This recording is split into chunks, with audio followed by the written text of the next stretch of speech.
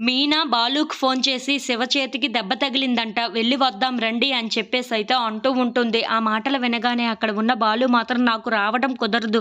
Trip ఉంది నువ్వు వెళ్ళిరా అని చెప్పేసైతే అంటూ ఉంటాడు. ఆ మాటలు వినగానే అక్కడ ఉన్న మీనా అయితే ఒక్కసారిగా షాక్ అయిపోతూ ఉంటుంది. అదేంటండి అలా మాట్లాడుతున్నారు? ఒక్కసారి వెళ్లి వచ్చేద్దాం రండి అని చెప్పేసైతే అంటూ ఉంటుంది. ఇంతలో అక్కడ ఉన్న బాలు మాత్రం చెప్పాను కదా నాకు ట్రిప్ ఉందని. అందుకే నేను రావడం కుదరదు. నువ్వు ఒక్కరిదానివే వెళ్ళిరా అని చెప్పేసైతే ఫోన్ కట్ చేసేస్తూ ఉంటాడు.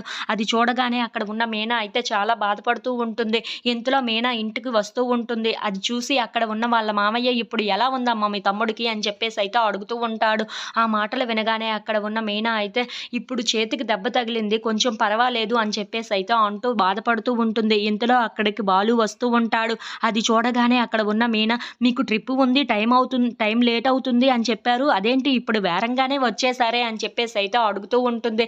ఆ మాటలు వినగానే అక్కడ ఉన్న బాలు మాత్రం ఏమీ మాట్లాడకుండా మౌనంగా చూస్తూ ఉండిపోతాడు. ఇంతలో అక్కడ ఉన్న బాలు వాళ్ళ నాన్న మాత్రం అదేంట్రా మీ బావకి అలా దెబ్బ తగిలితే వెళ్ళకుండా ఎలా ఉండగలిగావు చెప్పు? వెళ్ళి చూసి రావాలి కదా మరి అని చెప్పేసైతే అంటూ ఉంటాడు. ఆ మాటలు వినగానే అక్కడ ఉన్న మీనా మాత్రం అదేంటండి ఏమీ మాట్లాడకుండా మౌనంగా చూస్తూ ఉండిపోతున్నారు. వాడికి దెబ్బ తగిలింది వెళ్ళి చూసి వద్దాము అని అంటే మీకు ట్రిప్ ఉందని ఎందుకు అబద్ధం నాతో చెప్పారు అని చెప్పేసైతే గట్టిగా అడుగుతూ ఉంటుంది.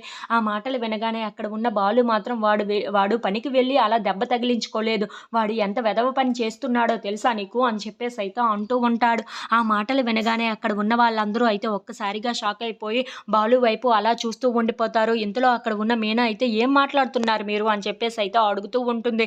ఇంతలో అక్కడ ఉన్న ప్రభావతి మాత్రం అవునా ఏం వెధవ పని చేస్తున్నాడురా వాడు అని చెప్పేసైతే గట్టిగా అడుగుతూ ఉంటుంది. ఇంతలో అక్కడ ఉన్న మీనా మాత్రం ఏంటండి అలా చూస్తూ ఉండిపోతున్నారు చెప్పండి అని చెప్పేసైతే అంటూ